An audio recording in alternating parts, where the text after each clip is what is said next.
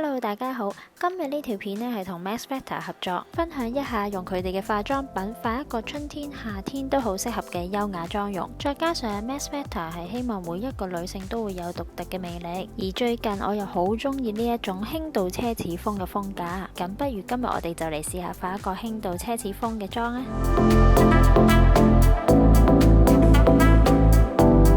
搽好 skincare 之後就可以開始化妝啦。第一步我就會用呢一支活光療膚粉底液，大概用1泵嘅份量呢已經可以夠搽晒全面噶啦。呢支粉底液呢係糅合咗護膚嘅功效，同時可以喺化妝嘅時候護膚。佢係有 SPF20嘅防曬嘅，咁粉底嘅質地呢都係偏向水潤啲，亦都好保濕啦。底妝呢亦都唔會好厚，感覺都幾貼薄嘅。雖然佢都幾薄啊，但係呢遮瑕度呢都唔錯，而且佢嘅光澤感都做得好好啦，所以我都中意呢喺顴骨位置呢印多幾下，加強光澤感嘅效果。如果想保留翻成個妝嘅光澤感，有時我就唔會上碎粉或者係乾粉啦，反而會用一張紙巾輕輕喺面上面印幾下，咁樣就可以做到乾爽咗嘅效果啦，又可以保留翻光澤感。最近真係勁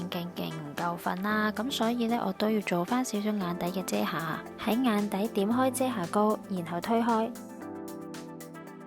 今次我會用翻膏狀嘅 highlight 同埋 shading， 咁呢一盒就好方便啦，一盒就有晒，而且喺個 palette 後面呢已經教咗大家點樣用噶啦，非常之方便。因為我唔想太誇張啊，所以我就用手指點少少上面，然後用掃推開。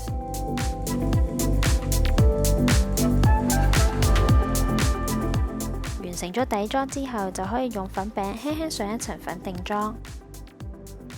到咗眼影嘅部分，我先用淺色嘅眼影將整個眼窩打底，然後再上一層珠光色加強立體感，而主色調就係帶有少少珠光色嘅粉紅色眼影。眼尾嘅部分就可以用深啡色嘅眼影，令到成個眼妝有更加深邃嘅感覺。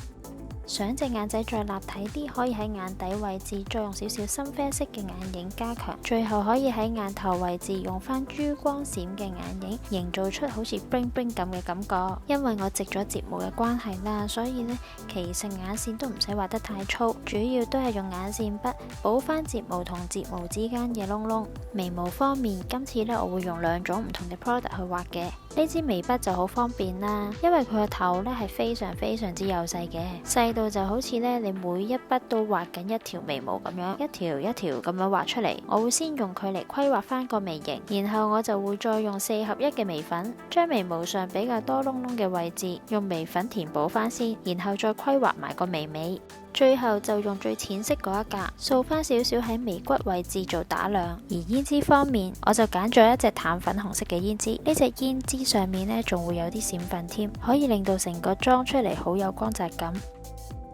最後搽埋唇膏，